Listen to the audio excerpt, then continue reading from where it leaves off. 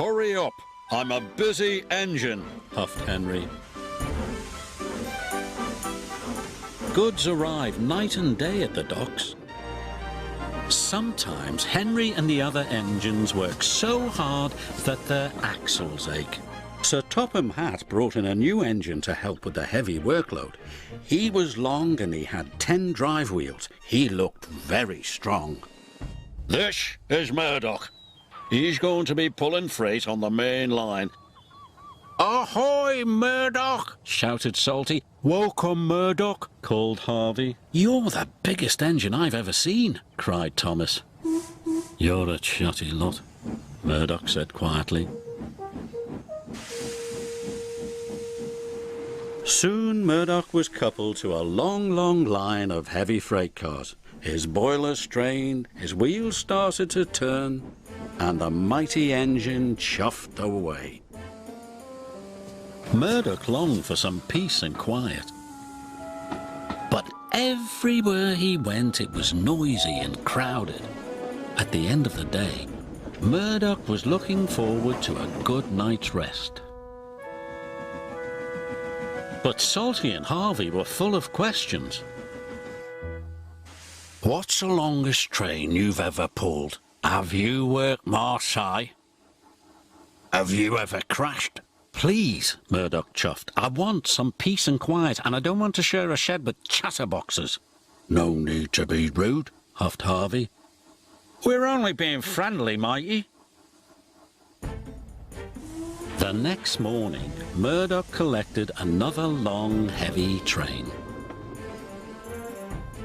This time he chuffed into the beautiful countryside. It was splendid.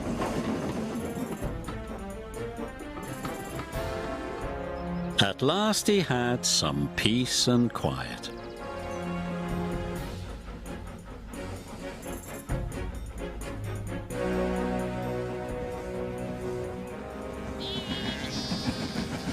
Suddenly his driver applied the brakes.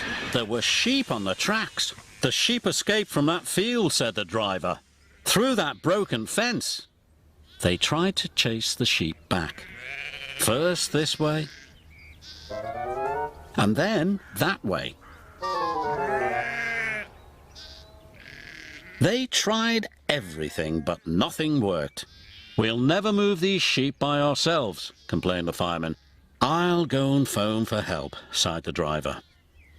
Murdoch was very unhappy. The noisy sheep were spoiling his peace and quiet.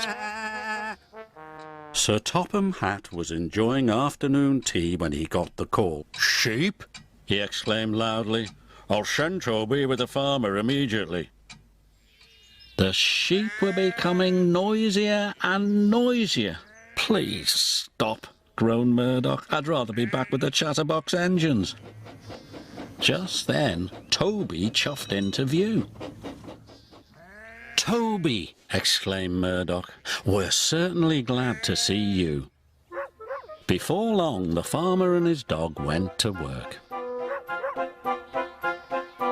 And the sheep were soon safely back in their field. And Murdoch was on his way again.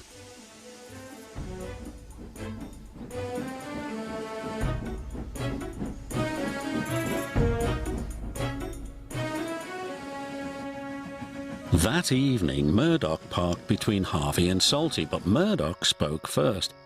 I'm sorry that I was cross, he chuffed. I'm very pleased to share a shed with you. And we're pleased to have your company, said Harvey.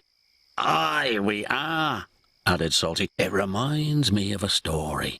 Murdoch smiled. The sound of bar, bar, bar would have kept him awake, but a Salty story would send him happily to sleep.